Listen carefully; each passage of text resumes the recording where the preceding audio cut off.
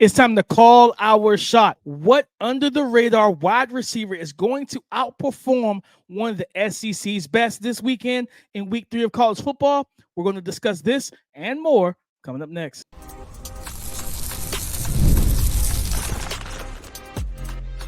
You are Locked On NFL Draft, your daily podcast covering the NFL Draft. Part of the Locked On Podcast Network, your team every day. What's up, Locked On family? Welcome back to the Locked On NFL Draft Podcast, your daily podcast covering your favorite draft prospects, part of the Locked On Podcast Network, your team every day. I'm your boy, Damian Parson. You can find and follow me on X at DP_NFL. I'm a senior draft analyst, and thank you for making Locked On NFL Draft your first listen today and every day. Shout out for being our everydayers. You know I got to kick the intro to Mr. LSU himself, Keith Sanchez. You can find and follow him on X at TheTalentCode. You talk to him, baby. What's up, Locked On family? Let's get locked in. This is Keith Sanchez, 2019 national champ, man, and the other side to this dynamic duel that we like to call the Locked On NFL Draft Podcast, where we bring you championship level content each and every single day, man. I want to start this podcast off by saying what? Shout out to our everydayers. Thank you for tapping in with us each and every single day. Every listen is greatly appreciated over here at the NFL Draft. DP, we got our segments, baby. We are talking call your shot, right? We're going to pull up and we're going to call our shot on what we think is going to happen. So we're pulling out the magic ball. We're predicting things around here. And secondly, are the edge rushers living up to the hype, right? We had guys at number 1 overall, number 5 overall. We had 4 or 5 guys in the top 10 at one point, right? Are they living up to the hype with the lack of sack production so far? And then guess what? What is the biggest surprise thus far, right? Which prospect were we not expecting to play well that's balling a little bit? That maybe he had a change of scenery and he's playing really good football with DP. Let's get into it. Today's episode is brought to you by FanDuel. Now through September 22nd, all FanDuel customers can bet $5 and get a 3-week free trial of NFL Sunday Ticket from YouTube and YouTube TV. Visit FanDuel.com to get started. Call your shot, Keith. And for me, man, I'm pulling up from like, remember when Steph Curry hit that game-winning shot against OKC when it was Russ and KD? He like walked right across half court and just pulled a jumper. Yep. That's what I'm about to do here, Keith. I'm calling my shot for week 3. Donovan Green, wide receiver from Wake Forest, 5th, 6th-year senior. He's battled injuries and everything. 6'2", 210, got that NFL build, athleticism, all that good stuff. He's a leading receiver for Wake Forest. 14 receptions, 238 yards, and 2 touchdowns so far through 2 weeks. They're going up. They're hosting Ole Miss. Calling my shot, Keith. Donovan Green will outperform Trey Harris, the star wide receiver, the leading receiver for Ole Miss, who has 17 receptions, 309 receiving yards, and 2 touchdowns. He's averaging a little over 18 yards per catch. I'm calling my shot. Donovan Green is going to outproduce Trey Harris. And this is a guy, Keith, I don't know if you remember, like, because it's been a couple years. Like, he's battled back-to-back years of injuries. I've talked about Donovan Green, like at Wake Forest over when we did meetings with the Draft Network over at TDN, and I was like, man, like this young man has the look, he has athleticism, physicality, the ball skills. Like, I'm gonna tell you who he looks like to me. Like, he looks like the Nico Collins, that type of physical receiver that can make plays away from his frame, that has the speed to stretch vertically, but is a better route runner than his body type, the muscular body type would suggest. And in this offense, that deep, slow mesh RPO that Wake Forest likes to run, like he's a guy that works all 3 levels, the short, intermediate, and deep portions of the field. And he's coming off a good game last week, where I think he had last week he had 11 receptions, 166 yards receiving, and a touchdown against Virginia's defense. I think he has an opportunity to go out there against an SEC opponent. You're at home.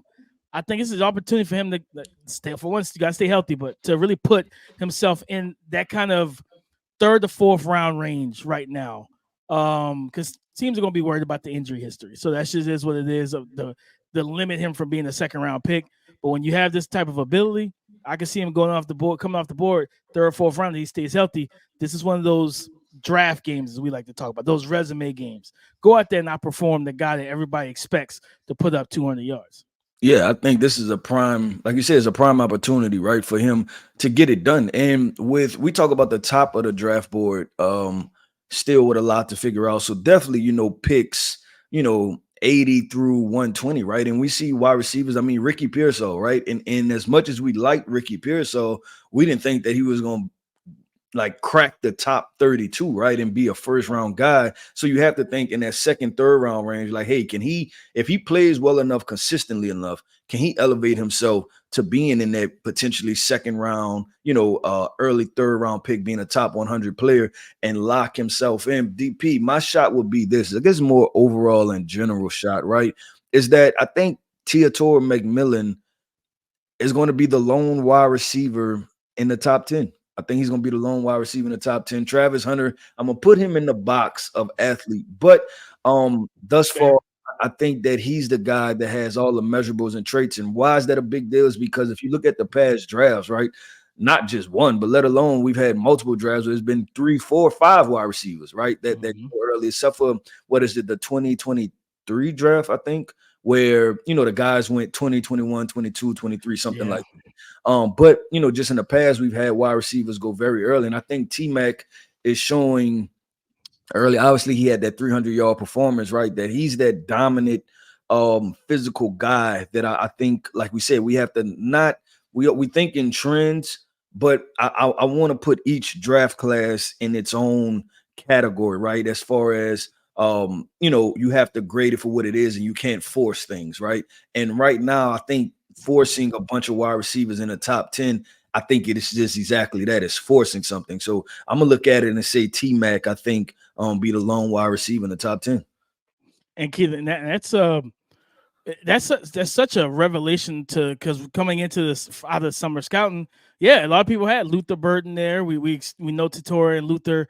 Like I said, we'll see what happens with Travis. But right now, and I think Luther Burden has a big matchup this week against a tough opponent, ranked 24th, the undefeated Boston College Eagles, a team that's going to play physical.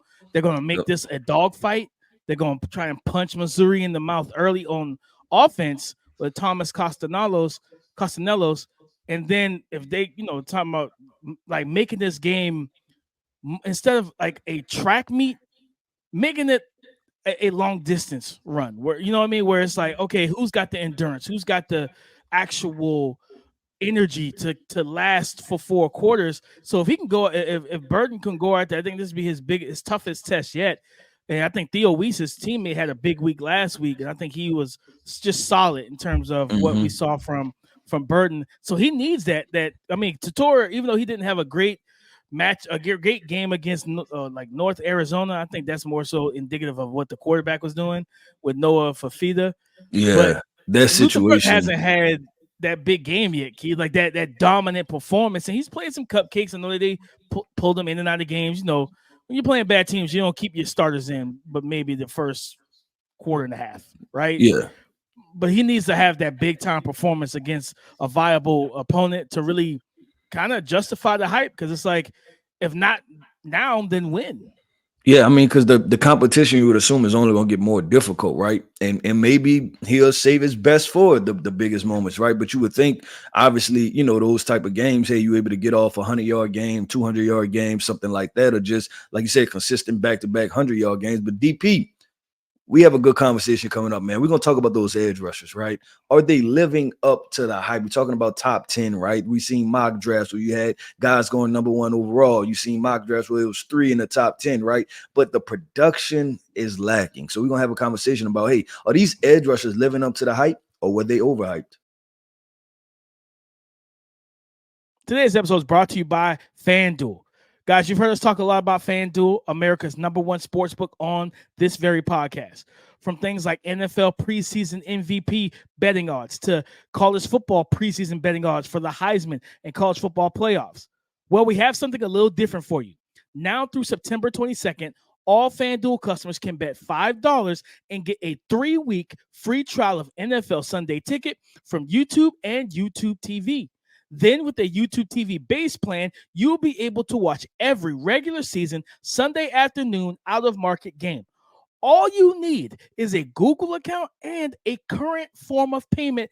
And guess what, guys? You can cancel at any given time. So how can you avoid missing out on this deal? Just visit FanDuel.com and download America's #1 sportsbook. Just visit FanDuel.com and download America's #1 sportsbook. Overhyped or living up to the hype, Keith? And that's the question right now heading into week 3 of the college football season when it comes down to these top edge rushers for the 2025 NFL draft class, the James Pierce Jr.'s, the Abdul Carters. Michael Williams gets a mulligan because he high ankle sprain, suffering in week 1. He didn't play in week 2. We don't know how soon he'll be back because we know that those ankle sprains can linger and kind of limit you if you rush back too early. So hopefully for him, heck, it's Georgia. They got enough guys. Like, hey, we don't really need to rush you back right now. Wait till we get deep into SEC play and when it really matters most, right? I think that's the phrase for the SEC is where it matters most or something like that. So like just wait. I don't think you need to. But James, like for example, Keith, to me right now, they're not living up to the hype yet. And that's all across the board for those like top tier names. The James Pierce Jr., right? Right now, 2-3 pressures, a QB hit, 0 sacks. You have Abdul Carter, and I don't think he has a sack on the season right now just yet either. And it's just like, okay, what is going on? Don't get me wrong, I get Abdul Carter's transitioning from linebacker to full-time edge. It's a difference, right? He's got 3 hurries himself, 3 pressures, a couple tackles, no sacks, no QB hits, right? He's got fumble recovery, but no forced fumbles. Again, Michael is out like right now with a high ankle sprain. But who has shown up, Keith, in the sense, you got Nick Skouterson, who's done pretty solid, right? Multiple hurries and pressures, got a sack in week 1 against Notre Dame. He looks like he's the guy that they hoped he would be by transferring in. Princely Umami Malin, couple QB hits. He's coming off a game where he had 4 hurries and pressures, a sack, as well. So it's kind of that tier 2 guys are the ones that are showing up right now. And we need to see that and got Jalen Walker, who was not, we kind of talk about Travis Hunter being an athlete. That's kind of what we got to put Jalen Walker right now until we figure out what his designated position is going to be when he declares. But the top of this edge rush group, the guys that we viewed as like those playmakers, those game changers and game wreckers. Yeah, even Josiah Stewart, right? Coming off of week 1, had 2 sacks and made his impact felt. I just haven't felt the impact of some of these top guys just yet. Long season to go, Keith. We still got 10, 11, 12 weeks, depending on if teams who makes the playoffs. But it's not living up to the hype just yet. Yeah, no, I agree with you with that statement that it's not living up to the hype just yet. So a decent amount of these guys, right, in the SEC, so they were in my region. So I was able to do the deep dive on these guys, and I know, when at the Draft Network, we graded them, and I had to grade them first, right? And I feel like a lot of those guys, I probably came in slightly lower with the grade, right, than the consensus. And I think this is going to evolve into a good conversation, DP, of sack production and process, right? And I always talk about this is like, okay, what is your process to getting the sacks, right? And can teams eliminate that? And this is why I always like to see my edge rushers play with some type of power, right? Because I know that power translates, and that's something that you can bring with you, right? Like, how they say that defense in a run game travels. Well, power transfers, right? It transfers from from college football to the NFL, and it can transfer from season to season. So I look at this, DP, and a lot of these guys I had fringe first round grades, right? So we talking about in the lexicon of, the big picture type thing, right? The entire picture, the Kayvon Thibodeau's. I feel like it's tiers, right? The Kayvon, the Aiden Hutchinsons, the Jermaine Johnsons we talked about, right? I feel like some of these guys were a step under that at this point in their development. So that's why I had them, kind of graded at the back end of the first round. Like we said, every draft class is different. So if there's not those talented guys, then obviously those guys are going to move up the board. But just my overall grade was that So I look at it, DP, and I think it's not living up to hype. And you can also throw into another name too, and that's Deion Walker, right? Who I think has 0 sacks, I believe, so far through the season. And he was one of my guys that I wrote about, right? SEC players to watch with that matchup against South Carolina, and South Carolina steamrolled them, right? And you say, hey, if they're going to have a chance, it's going to be because Deion Walker is going to be very disruptive, potentially in the run game, but definitely in the passing game. And that was not the case either. So I'm sitting here looking at this edge rush situation. It's like, yeah, there's a lot to figure out. And that's why I keep going back to my statement that who knows, but the two best potential edge rushers might have been the hybrid linebackers. You're talking about Abdul Carter and Jalen Walker. No, 100%. And like you hope that these guys get that find their rhythm, right? And like I said, the process over the result. Because we've seen guys get sacks in college and it doesn't translate to the league because okay, you got some unblocked stuff, you got simulated pressures that gives you free runs. And it's like, yeah, if you're scouting the box score and you see somebody having a lot of sacks, it's like, oh, great. But then it's like, all right, you turn on the tape and you're like, okay, what's the process? And is that process, can you repeat that process to get the same result at the NFL level? And some of these guys, like, I can't remember what class it was. Oh, it was 2 drafts ago. I think it was 2 drafts ago. Yeah, I guess you could say 2023. Was that the Derek Hall and like some like that class? I think Yeah, it was that class. Was it? And Was it I think it was that 2022? group. 2022 or 2023. 2023. Yeah, it was 2023. And I'll never forget watching the edge rushers in that class. And man, these guys are physically gifted. They're big, they're strong, they're athletic.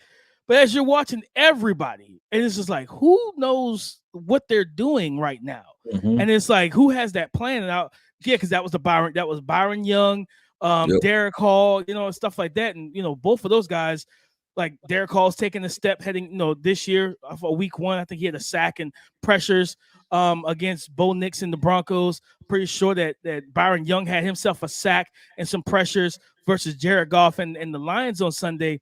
But those are 2 guys who are a little bit older, but they had all the physical tools and gifts, but they had the work ethic to get better. And that's one of the biggest things with scouting. You don't know who's going to put the work in to really take their game to that next level. But I just remember that class and looking at it, like, man, it's a lot of athleticism and physical talent, but who has the process? Who knows how to get after the quarterback, right? Like watching Leatu Latu and then watching some of these other guys, it's a vast comparison on, okay, I know how you set on 3-step drops. I know how you set on 5-step drops. Yep. I know that your inside hand is lower than, is a little bit lower than your outside hand. I know that you struggle with change of direction. So knowing your opponent is so important and so key to success, to where like you see that with guys. Even watching Michael before he got hurt, I was like, like it was just a lot of I'm big, I'm strong, try to bull rush. They try to twist and stunts and stuff, and it's like using the arm length, but it wasn't a process. It wasn't a plan to it. Unlike his teammate, Jalen Walker. So it's gonna be interesting. This is a storyline we got to keep eyes on throughout the year, Keith.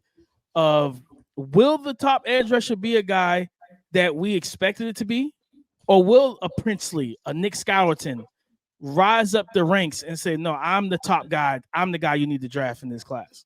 Yep, I agree with that 100%. With DP, let's go on to the biggest surprise. Yes, which prospect has surprised the DP? I might pick 2, right? I might pick a good and a bad. We're going to talk about that coming up next. Passion, drive, and patience. The formula for winning championships is also what keeps your number 1 ride or die alive. eBay Motors has everything you need to maintain your vehicle and level it up to peak performance. Superchargers, roof racks, exhaust kits, LED headlights, and so much more. Whether you're into speed, power, or style, eBay Motors has you covered. With over 122 million parts for your number 1 ride or die, you'll always find exactly what you're looking for. And with eBay Guaranteed Fit, your part is guaranteed to fit your ride the first time, every time, or you get your money back. Because with eBay Motors, you're burning rubber and not cash. With all the parts that you need at the prices that you want, it's easy to make your car the MVP and bring home huge wins. Keep your number one ride or die live at ebaymotors.com. Eligible items only, exclusions apply, eBay guarantee fit is only available to U.S. customers. Thank you for making Locked On NFL Draft your first listen today and everyday shot, for being our everydayers. Keith, you said you might have two. So it's typically a question of good news or bad news. So let's start off on some positive vibes. Who's surprised you in a good way so far through, I would say, 3 weeks of college football, including week 0? Yep, DP. Well, you kind of hinted at it yesterday. You talked about him a little bit. I believe that was yesterday's podcast. Kyle McCord at Syracuse, right? Like playing good football. Like who would have thought, right? And that you go to potentially, I guess you can say, I think it's fair to say that, I don't say worse, right? Because worse sounds bad, but not as talented situation, right? And you playing good football. I think that's surprising, DP. I think that could be one of the biggest surprises thus far, especially with some of the quarterbacks that we thought would play well that's not playing well, right? When you talk about outplaying, what's our guy that transferred from Duke to Notre Dame? Riley Leonard. Riley Leonard, right? And then I'm not sure what Will Howard's numbers are, but I feel like he's performing better than what Will Howard is as far as when it comes to statistics listen, all this is in the context of 2 weeks, right? Please don't hold me to this, but it's just surprising to see him playing good football, because you would think that, like, hey, if you can't get the job done at Ohio State, how could you get the job done at Syracuse, right? Because across the board, like Jeremiah Smith, and you literally played with Marvin Harrison Jr. last year. You know what I'm saying? Right. You played with the guy, right? The prodigy, and it didn't look great. So you would think taking a step to Syracuse that it wouldn't look much better, but it has. DP has looked much better, and I think that's a really big surprise for me. Yeah, I mean, I gave him the game ball, on Monday's show, Keith, where like 70% completion, 381 pass yards, and 4 touchdowns. I just balled out, and I just kept, just watching the tape. He's just doing the right things. And where last year he was short arming throws, he was overthrowing Marvin Harrison. He wasn't accurate to allow him to get yards after the catch. He's doing those things this year. So it's like, got to tip your cap to him and give him his kudos, because it's like, we didn't expect this from you transferring to. And I think the coach even said, I think he was like, thank you, Ryan Day, for me getting Kyle McCord. Like, I appreciate that, because he felt comfortable and confident in what he saw in the spring game, in practice, leading into the season.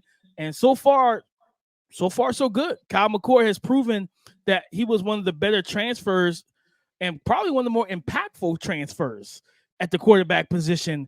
You see a lot of new faces in new places. This young man's playing well, Keith, and he was a big surprise for me. I didn't know what to expect, right? I didn't have any expectations, but I was just like, after watching the tape over the summer, I was like, man, I don't know. Like, that was some tough tape to watch. I'm just happy for him to see him take that next step forward. And if he can keep this going, he's going to really make that, at the end of the day, right? QB 3, 4, 5, that stuff is always going to be up in the air. And if guys aren't stepping forward, and he is, I mean, he's got the size. Talent was never an issue for Kyle McCord. I think it was always above the neck, or what they say, between the ears, right? This mental vision, confidence, and trust. And he looks like he trusts himself. Keith, I got to go to the edge rush position. A guy that a lot of people don't know this name. Texas State edge rusher Ben Bell. Right now, he's one of the sack leaders, this season. 3 sacks through 2 games, 3 QB hits, multiple hurries. He's stopping the run. He's 6'2", 250. And you think about just those kind of undersized edge rushers that you're like, he might be a DPR, special teamer. Then you get to the league, and I think about like Nick Herbig and different guys like that. And it's like, you get to preseason during his rookie year, and it's like, that Ben Bell's been getting after it. Like, he's out here playing with strength and quickness. He's setting the edge. It's just a guy that I think everybody, like, for me, he's been on my radar, like, as a deep sleeper. I wanted to see, he played at Texas State and everything. I remember watching him when I was watching TJ Finley, last year, and he caught my eye. So I want to just see if he can keep this production going. But he's played well this season. Yeah, I've got to check him out, DP, and that's definitely an under the radar guy, right? You talk about a name that's literally a name not only not talking about, nobody knows, right? But I like that name, right? Ben Bell. That's an interesting name right there. But DP, the segment is the good and the bad, right? I did good. Kyle McCord, give him a round of applause. You're playing well, right? Now I got to switch to the other side, DP. And this is one that I don't even want to announce, but we have to have the conversation, right? We have the tough conversations on here. And that is Mr. Connor Wegman, right? The quarterback for Texas A&M. Biggest surprise in the sense of the fact of the production and process is not looking great, right? And this is, and to put it in context for people who don't know, Connor Wegman played 4 games last year, I believe. He had the game against Miami, which was the one big time opponent, and he balled out. He played well, I think over 300 yards passing, was efficient, threw on time, was accurate with the football, took the right risks, did a lot of good things. And then he got injured, so led people to believe like, hey, if this guy can repeat Miami and what he did against Miami, we might have a top 3 quarterback, right? Somewhere in that capacity. And that's why you've seen him so high in the mock drafts. But that has just not been the case thus far, DP. We sitting Connor Wegman, Notre Dame, right? Obviously, at the time they were a top 10 opponent. Now you just don't know if that game was bad on bad. You have no idea, right? Was that a good game or was that just bad on bad at the end of the day? But he sat there 12 of 30 for 100 yards, DP, a 40% completion percentage, no touchdowns, 2 interceptions, right? You give it, you charge it off. You say, you know what? That's Notre Dame. Then he follows up the next week with McNeese. They win 52-10, much more efficient, 11 of 14, 125 yards, and 2 touchdowns, right? So thus far through the season, through 2 games, playing Notre Dame and playing McNeese, he has 225 yards passing. And when we talk about in context of being one of the better quarterbacks, right? Like this is going to have to rapidly pick up as far as production and just what they're able to do because, like you said, what is the threshold for Texas A&M offensively? And we've been asking that, right? We've asked through Jimbo Fisher, we've asked through other offensive coordinators, and I'm going to have to say this, right? But and this is going to sound crazy, and nobody would ever thought this, especially with the way that they were recruiting at that time. I think at one point they had 2, like 1 5-star and like 3 other 4-star quarterbacks in the building, right? Is that the best quarterback in the past 10 years for the Texas A&M Aggies looks like it's been Kellen Mond, right? And that's crazy in itself to say that. I feel like, Aggies fans, right, or even college football fans, period, would have never thought it in that context. So looking at this, I just think that it's a situation, DP, that it worries me because even though there's been coaching changes, it just seems like it's the same thing and it's going to affect Connor. So that's my biggest surprise is that Connor is not playing at a higher level.